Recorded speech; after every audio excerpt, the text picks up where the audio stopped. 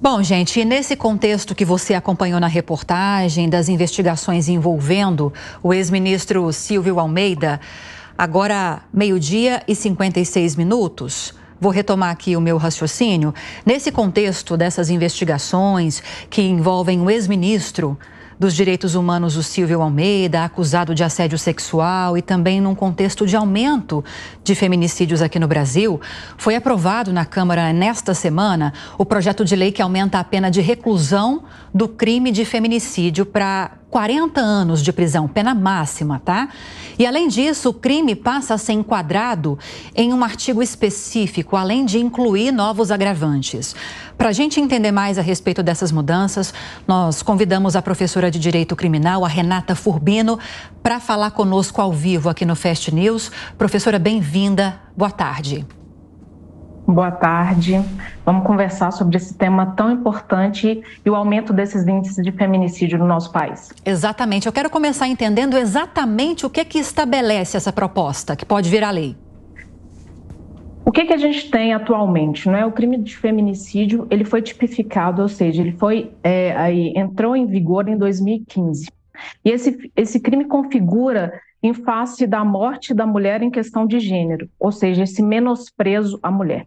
Essa pena inicialmente é de 12 a 30 anos.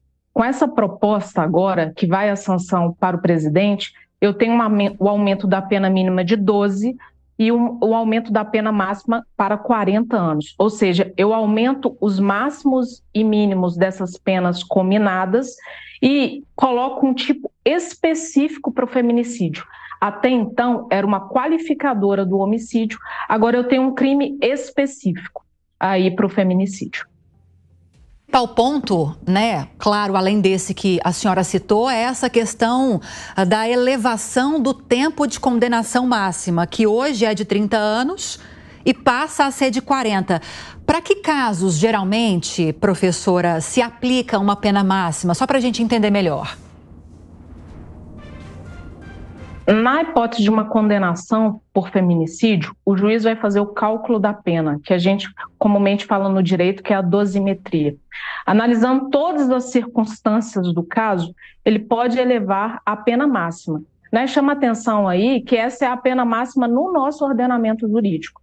Então, essa proposta legislativa, ela coloca o feminicídio com essa pena máxima e, de acordo com cada caso em concreto, o juiz, conforme essa análise, vai poder aí fixar essa pena no máximo de 40 anos. Então, ele tem que analisar as circunstâncias do caso e aí verificar se há a possibilidade ou da pena mínima ou chegar aí até a pena máxima de 40 anos. Segré, para participar da entrevista ou ainda não? Segré, é com você.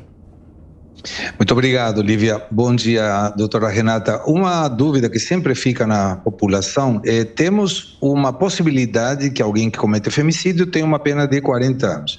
Mas a realidade, a prática, quantas pessoas efetivamente cumprem a pena máxima quando são encarceladas por um crime de feminicídio? O que acontece? O nosso sistema é um sistema progressivo. Ao longo do tempo de condenação, ele vai podendo aí progredir o regime, vamos dizer assim. Ele entra num regime fechado e depois vai para um regime semiaberto e depois para um regime aberto, não é? Então, essa é a regra do sistema. O que acontece na prática é que, se ele pega, por exemplo, uma pena de 12 anos, que até então era a pena mínima, e ele não é aí reincidente, há a possibilidade dele cumprir uma quantidade de pena em 12 anos e ir progredindo para o regime semiaberto. Então, não necessariamente ele vai ficar esses 40 anos ou o tempo que foi determinado em regime integralmente fechado, né? E aí, para a gente lembrar que essa é uma proposta do legislativo, não é, que com o aumento dessa pena, para tentar coibir o avanço do feminicídio, que a gente vê aí nos nossos noticiários todos os dias, esses índices alarmantes. Professora, deixa eu trazer um dado aqui para a gente aprofundar nessa questão, para além da lei que a gente está tratando aqui. Eu estou com um dado do Laboratório de Estudos de Feminicídio da Universidade Estadual de Londrina aqui, que aponta para a gente que de janeiro a junho desse ano, ou seja, em 6 meses, no primeiro semestre, 5 mulheres foram assassinadas no Brasil por dia, tá? é uma informação importante, por dia. E que quando a gente pega esse contexto geral de assassinatos, quase 50%, 48,6% desses feminicídios acontecem dentro de casa. E aí chama a atenção a importância de se estabelecer redes de proteção para evitar que isso aconteça. Obviamente que a lei que reforça penas, que endurece a fiscalização, a lei é extremamente importante. Mas mecanismos para evitar com que esse crime aconteça são tão importantes como. Como é que a gente está nesse quesito aqui no Brasil? Você pontuou isso muito importante, não é? Porque vamos colocar uma reflexão. Será que com o endurecimento dessas penas, não é, aquele algoz ou o ex-namorado ou o companheiro, ele vai deixar de cometer esse crime? Então esse é o primeiro questionamento. O segundo questionamento que a gente tem que fazer é o que a gente está fazendo como política pública para essa mulher vítima de violência. Isso porque o feminicídio está no topo desse iceberg, vamos fazer essa metáfora, né? Essa mulher provavelmente já sofreu quadros de violência moral, de violência sexual, de violência patrimonial. E o que a gente vê nesse cume desse iceberg aí é o feminicídio com esses índices alarmantes. A gente precisa dessas políticas públicas e também com o fortalecimento das delegacias das mulheres. Vamos pensar esse país com dimensões continentais, que em grande parte das vezes a gente tem essas DEANs, que são delegacias de apoio, somente em capitais. Então, é preciso aí ter esse fortalecimento dessas delegacias, essas redes de assistência, para que a gente tenha realmente uma questão afeta a prevenção, para que a gente não chegue aí no feminicídio. Segré? Quando a gente faz o cálculo estatístico, a gente observa que em 2022, por exemplo, tinha uma mulher morta, assassinada a cada 6 horas. Hoje estamos, pelo que a Lívia acaba de compartilhar, um patamar muito parecido com isso. Então, qual seria uma política de Estado que permita melhorar? Porque nós estamos observando que mesmo com um ministério específico da mulher, a gente não vê traduzido em resultados práticos esse cuidado para evitar o feminicídio por uma política de Estado. Qual seria a política correta para que comecemos a poupar a vida de tantas mulheres? Essa pergunta é importante porque a gente tem que reforçar que é uma política de Estado, não é? Governos passarão num campo democrático. E isso tem que ser aí uma política de Estado em vários níveis, não é? Então, em nível municipal, em nível estadual e em nível federal. Eu preciso dessa articulação desses 3 níveis para eu pensar nessa diminuição.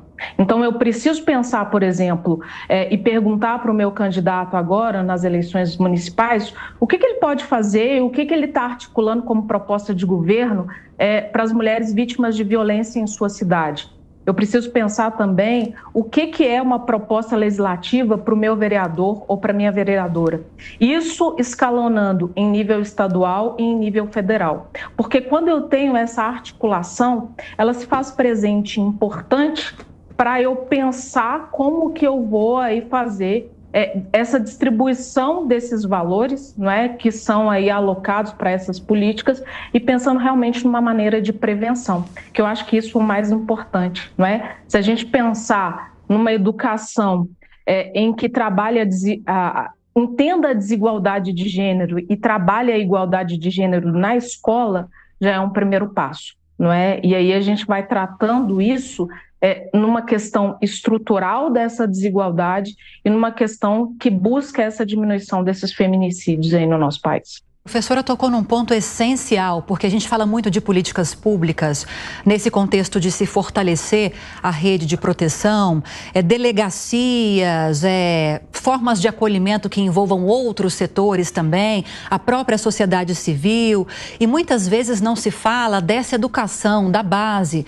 Para mudar essa questão estrutural, professora, como você mesma levantou, As escolas mal abordam isso e, às vezes, não é uma política perene. É uma atividade pontual, às vezes acontece alguma coisa no mundo, acontece alguma coisa no país, na cidade onde está aquela escola e se levanta essa temática, mas é preciso ir além da escola.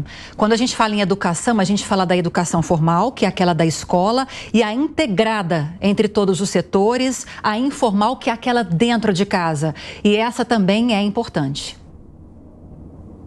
Com certeza, só para a gente ilustrar, e eu acho que é importante, por exemplo, para a gente trazer no almoço de domingo, conhecer a história da Maria da Penha, não é? Se a gente traz isso, fala, olha o que passou a Maria da Penha, por que deu origem a essa lei, não é? O quão Maria da Penha sofreu, foi vítima de 2 tentativas de feminicídio, na época não com esse rótulo, não é? Foi preciso aí órgãos internacionais para que a gente tivesse uma lei de caráter protetivo.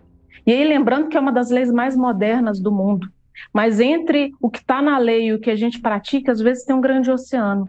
E eu acho que a gente tem que buscar aí nesse trabalho de casa, nesse trabalho da escola, ou seja, nas nossas comunidades, para refletir sobre esse assunto e, a partir dessa reflexão, buscar uma ação aí para esses dados e para essa situação tão triste do nosso país, né? Nós falamos com uma professora de Direito Criminal, Renata Furbino. Professora, muito obrigada pela participação. Até a próxima. Bom fim de semana. Eu agradeço. Bom final de semana para todos.